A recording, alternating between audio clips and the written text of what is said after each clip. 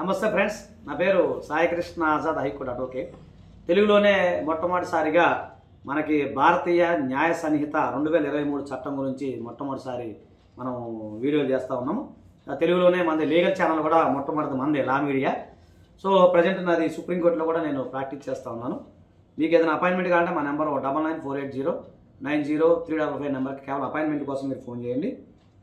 ఈరోజు వచ్చేసరికి ఇగోండి, ఇది మోడెస్ట్ ఆఫ్ ఉమెన్ గురించి న్యాయ సంహిత చాప్టర్ 5లో క్రిస్టల్ క్లియర్గా చెప్పడం జరిగిందండి.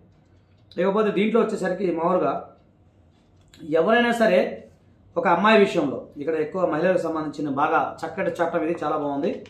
ఎవరైనా సరే ఒక అమ్మాయి విషయంలో అసభ్యంగా ప్రవర్తించడం, అలాగే ఆ అమ్మాయికి సైకిల్ చేయటం కానీ, ఇంకేదన్నా అమ్మాయిని రకరకాలుగా ఏదైనా ఆబ్జెక్ట్ చూపించడం కానీ, వేరే రకంగా చూపించడం కానీ, అవి చేయటం అనేది నేరం అని చూపిస్తూ ఉంది.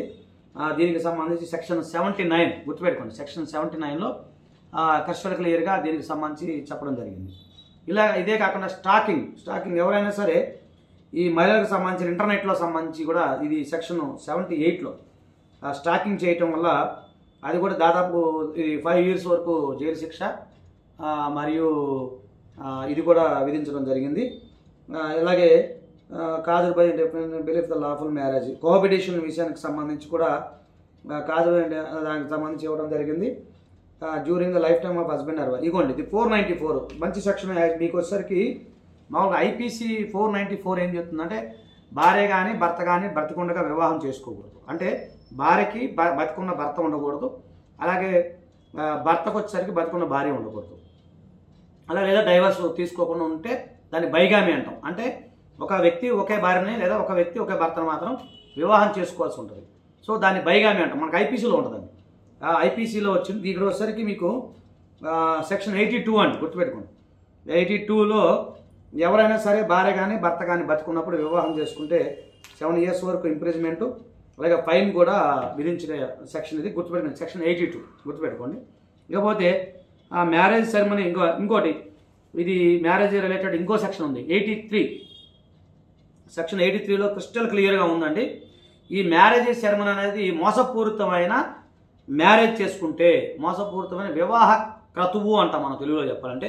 మోసపూరితంగా ఎవరైనా సరే వివాహ క్రతువు కనుక చేసుకుని బెదిరిస్తున్నట్లే లేదా బలవంతంగా చేసి పెళ్లి చేసుకున్నట్లయితే 7 years వరకు జైలు శిక్ష, అలాగే లైఫ్ కూడా పడే అవకాశం ఉంది, అలాగే ఫైన్ కూడా పడే అవకాశం ఉందండి.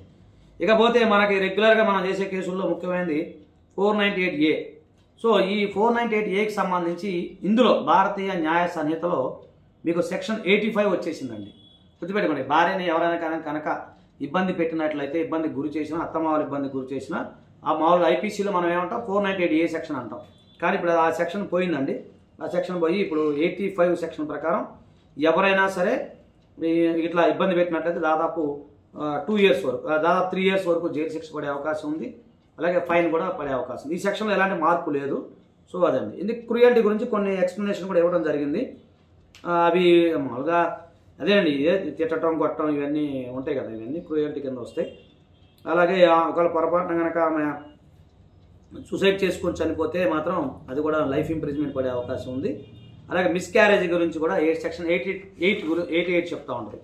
మిస్క్యారేజ్ సంబంధించి అంటే మ్యారేజ్కి సంబంధించండి, మ్యారేజ్కి సంబంధించిన అఫెన్సెస్ కానీ అలాగే ఇవన్నీ కూడా ఏంటంటే మహిళలకు సంబంధించినవి అన్నీ కూడా ఇది వచ్చేసరికి ఇందులో దాదాపు ఈ 60 నుంచి చాప్టర్ 5లో 63 నుంచి 99 వరకు ఈ మ్యారేజ్ రిలేటెడ్ మహిళలకు సంబంధించినవి, చిన్నపిల్లలకు సంబంధించినవి, అలాగే సెల్లింగ్ చైల్డ్. ఇంకా మీకు అతి ముఖ్యమైన సెక్షన్ వచ్చేసరికి 94లో పిల్లల విషయంలో చేయడం జరిగింది. అదేంటంటే చూసామండి, చాలా కేసులు మనం చూసాము, ప్లస్ మనం కూడా చేయటం జరిగింది. అదేంటంటే ఎవరైనా సరే చిన్నపిల్లల్ని బలవంతంగా కిడ్నాప్ చేస్తూ ఉంటారు ర్యాన్సమ్ కోసం, అంటే కిడ్నాప్ చేసి డబ్బుల కోసం. అలాంటి కనుక ఖచ్చితంగా చేసినట్లయితే దాదాపు 7 years వరకు జైలు శిక్ష పడే అవకాశం ఉంది. అలాగే వీలైతే డెత్ పనిష్మెంట్ కూడా ఉందండి దీంట్లో. 97 సెక్షన్ 97 అంటే సందర్భాన్ని బట్టి ఎక్స్టెన్షన్ 10 years వరకు ఉంది. మామూలుగా life to extension to 7 years. 98 వచ్చేసరికి ఎక్స్టెన్షన్ సంబంధించి 10 years వరకు జైలు శిక్ష ఉంది. అలాగే 99లో కూడా buying child for purpose of prostitution. So వ్యభిచారానికి సంబంధించి ఎవరైనా సరే ఈ పిల్లల్ని కనుక అమ్మినా కొన్నా కూడా దాదాపు 14 years వరకు జైలు శిక్ష పడే అవకాశం ఉంది. 99 గుర్తుపెట్టి సెక్షన్ 99 చెప్తా ఉంటుంది. ఓకేనా ఫ్రెండ్స్, దయచేసి మన ఫాలో అవ్వండి, అలాగే మన ఛానల్ సబ్స్క్రైబ్ చేయండి. తెలుగులోనే మొట్టమొదటిగా మనం దీనికి సంబంధించి న్యాయ సంహిత గురించి ఎక్స్ప్లెయిన్ చేయడం జరుగుతూ ఉంది. ఓకేనా ఫ్రెండ్స్, మీకు ఏదైనా అపాయింట్మెంట్ కంటే మా నెంబర్ 9948090355 నెంబర్కి ఫోన్ చేయండి. థ్యాంక్ యూ, నమస్తే, జై.